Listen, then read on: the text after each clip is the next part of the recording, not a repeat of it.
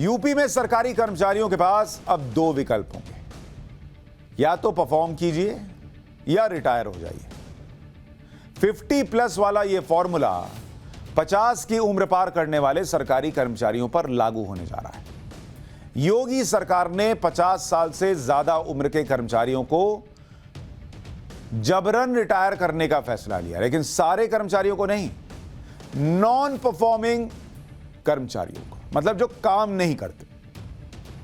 अब वो दिन चले गए कि सरकारी कर्मचारी हैं, हमको कौन निकाल देगा, सरकारी कर्मचारी हैं, हम काम करेंगे क्या, हम तो अब पेंशन का इंतजार कर रहे हैं। वो सब अब नहीं चलेगा।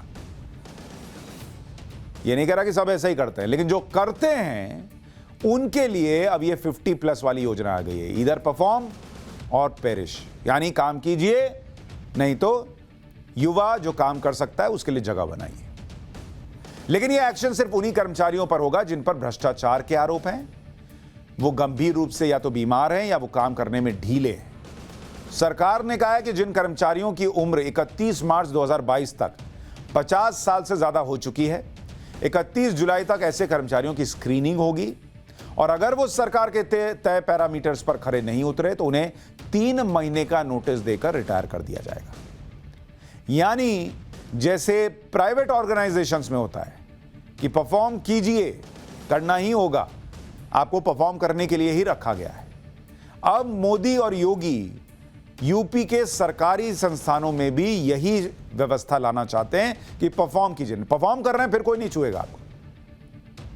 यूपी सरकार के इस फैसले के बाद कर्मचारियों में हड़कंप है और वो इसका विरोध भी कर रहे हैं, जबकि यूपी सरकार की तरफ से कहा जा रहा है कि सरकारी कामों को बेहतर बनाने के लिए यह एक जरूरी कदम है। यूपी सरकार ने काम न करने वाले और भ्रष्ट अधिकारी कर्मचारियों की पहचान के लिए एक स्क्रीनिंग कमेटी बनाई है। इस स्क्रीनिंग कमेटी में कौन कौन होगा, जरा आपको वो बता देता हूं, क्योंकि लोग परेशान हैं कि भाई जिसका मन किया, मान लीजिए मेरे खिलाफ रिपोर्ट आ गई, क्या क्या होगा। तो इसमें विजिलेंस के अधिकारी होंगे, विजिलेंस के अधिकारी उनको रखा गया है क्योंकि वो नजर भी रखते हैं कौन क्या कर रहा है। जो आपका आचरण देखता है ना, विजिलेंस नजर रखता है कोई घुसखोरी तो नहीं चल रही, क्या चल रहा है, नहीं चल रहा है। इसके अलावा CBCID के अधिकारी होंगे, मतलब राज्य में वो अधिकारी जो कोई भ्रष्टाचार हो रहा है नहीं हो रहा है उसको लेकर जो शिकायत होती है, जांच वगैरह करते हैं। फिर इसमें SIT के अधिकारी होंगे, स्पेशल इन्वेस्टिगेशन टीम के। तो मतलब ऐसा नहीं है कि किसी एक का एकाधिकार हो गया और वो कह देगा हाँ इसको हटा दीजिए, इसको भेजिए, काम नहीं करता है क्योंकि उससे आपकी बन नहीं रही है, या किसी ने कह दिया कि इसको हटवा दीजिए। ये नहीं होगा। और सभी विभाग के HOD को भी रखा गया है कि भाई आपसे भी तो पूछेंगे। मतलब पूरा रिपोर्ट कार्ड बनेगा और ये पूरे जितने लोग हैं ये मिलकर बनाएंगे स्क्रीनिंग कमेटी। स्क्रीनिंग कमेटी तो बकायदा एक पूरा पैनल बैठकर तय करेगा कि किसको परफॉर्म ना करने की वजह से नमस्कार करना है।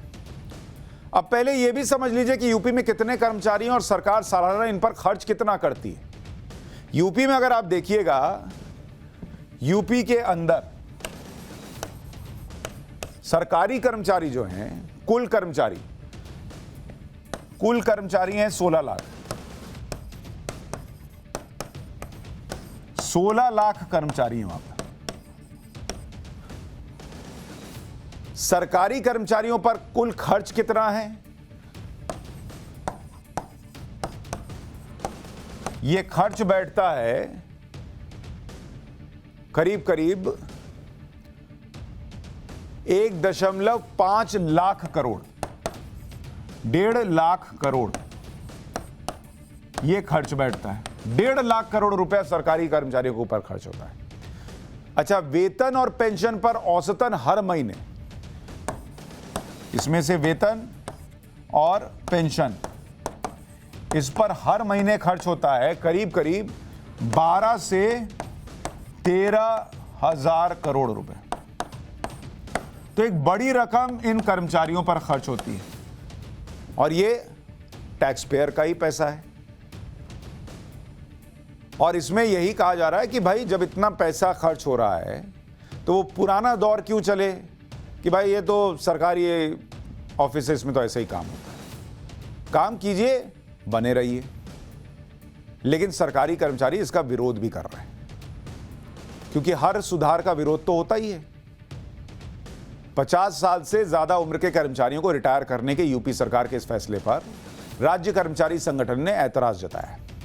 यूपी सेक्रेटेरिएट एम्प्लॉयज एसोसिएशन ने कहा है कि हम सरकार के फैसले को बर्दाश्त नहीं करेंगे, सरकारी आदेश के खिलाफ हम चर्चा करके रणनीति बनाएंगे। उन्होंने ये भी कहा कि अगर सरकार हमारे वरिष्ठ कर्मचारियों को हटाने पर अड़ी रहती है तो हम इसके खिलाफ हड़ताल पर भी जा सकते हैं। हड़ताल पर क्यों जाना है? जब एक पूरा पैनल स्क्रीनिंग करेगा उसमें कुछ गड़बड़ होने की गुंजाइश नहीं है, और अगर सिर्फ कहा जा रहा है कि जो नॉन परफॉर्मिंग है उन पर एक्शन होगा और उनको भी 3 महीने की सैलरी दी जाएगी, उसके बाद नमस्ते किया जाएगा, तो इसमें गड़बड़ी कहां है?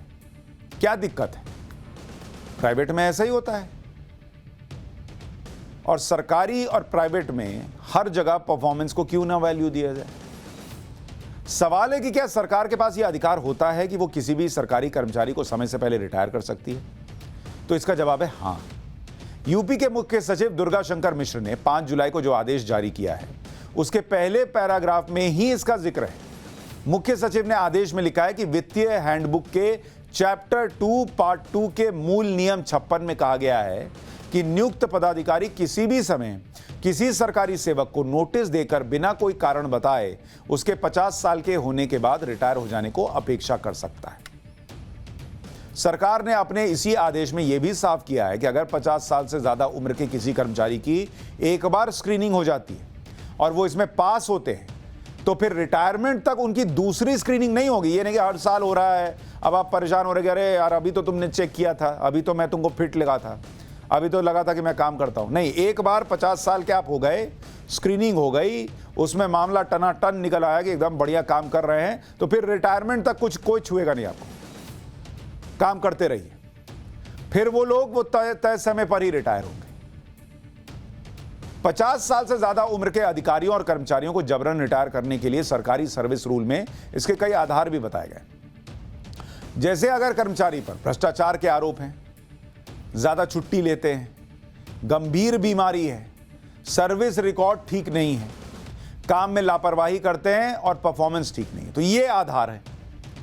पहले भी योगी सरकार कई बार नॉन परफॉर्मिंग यानी काम नहीं करने वाले और भ्रष्टाचार के आरोपी सरकारी कर्मचारियों को जबरन रिटायर कर चुकी है, लेकिन ऐसे पॉलिसी नहीं थी कि यह सबके लिए होगा। अब पॉलिसी आने की बात है। सितंबर 2020 में योगी सरकार ने स्वास्थ्य विभाग में 50 साल से ज्यादा उम्र के काम न करने वाले कर्मचारियों की स्क्रीनिंग का आदेश दिया था। इससे पहले 2019 में भी योगी सरकार ने 50 साल से ज्यादा उम्र के काम न करने वाले और भ्रष्टाचार के आरोपी आईएएस और आईपीएस अधिकारियों को जबरन रिटायर कर देने का फैसला किया था। 2018 से अब तक यूपी में 450 से ज्यादा कर्मचारियों को अनिवार्य रिटायरमेंट दिया जा चुका है कि घर बैठिए, आप काम नहीं कर पा रहे। 2021 में 3 आईपीएस अधिकारियों को भी जबरन रिटायरमेंट दिया गया था। यूपी सरकार से पहले केंद्र सरकार भी कई बार काम न करने वाले और भ्रष्ट कर्मचारियों को जबरन रिटायर कर चुकी है। केंद्र सरकार जुलाई 2014 से लेकर 2020 तक 340 कर्मचारियों को रिटायर कर चुकी है। इसमें 171 कर्मचारी ग्रुप ए के और 169 कर्मचारी ग्रुप बी के। 2018 में केंद्र सरकार ने 27 इंडियन रेवेन्यू सर्विस यानी आईआरएस ऑफिसर्स को जबरन रिटायर कर दिया था। 2019 में 15 आईआरएस ऑफिसर्स को जबरन रिटायर किया गया। 2019 में रेलवे ने 50 साल से ज्यादा उम्र के 32 अधिकारियों को जबरन रिटायर कर दिया था। इसी साल मई में रेलवे ने बयान जारी कर बताया कि पिछले 11 महीने में 96 कर्मचारी को जबरन रिटायर किया जा चुका है। भाई पीएम नरेंद्र मोदी का सीधा कहना है कि मैं इस उम्र में 70 साल से ऊपर की उम्र में अगर दिन रात काम कर रहा हूं, जबकि उनको रिटायर कौन कर सकता है? पब्लिक कर सकती है, वो तो बना रही है, उनको कह रही काम करते रहिए। तो जो लोग सरकारी कर्मचारी हैं वो क्यों ना काम करें? भाई ऑफिस में क्या होता है, बॉस काम कर रहा है तो आपको भी, आपसे भी एक्सपेक्ट करेगा काम। बॉस ही नहीं काम करेगा तो कहेगा चलो ठीक है तुम भी बैठे। यहां बॉस काम कर रहा है तो काम करवा रहा है, नहीं करेगा तो नहीं कराएगा। सिस्टम बदलने की बात हो रही है और यह सिस्टम बदलने की जैसे कोशिश कीजिए लोगों में हड़बड़ाहट हो जाती है। आखिरी सरकारी कर्मचारियों को जल्दी रिटायरमेंट देने के पीछे की वजह क्या है? इससे सरकार को लगता है कि कर्मचारियों के काम की गुणवत्ता बढ़ती है। भाई आप पे प्रेशर है तो आप फाइल दबा के नहीं बैठे रहेंगे, तो आप फाइल नहीं दबा के बैठेंगे तो फाइल जो है वो धीरे धीरे क्लियर होगी, लोगों का काम होगा। दफ्तर में युवा कर्मचारियों की टीम भी तैयार होती है। भाई जो नहीं काम कर रहा है वो जा रहा है, तो युवा लोग आ रहे हैं तो वो और काम कर रहे हैं। वीआरएस देने से सरकारी खजाने पर बोझ भी कम होता है। भ्रष्ट अधिकारियों पर एक्शन से भ्रष्टाचार करने वालों को सख्त संदेश जाता है कि अब बर्दाश्त नहीं किया जाएगा।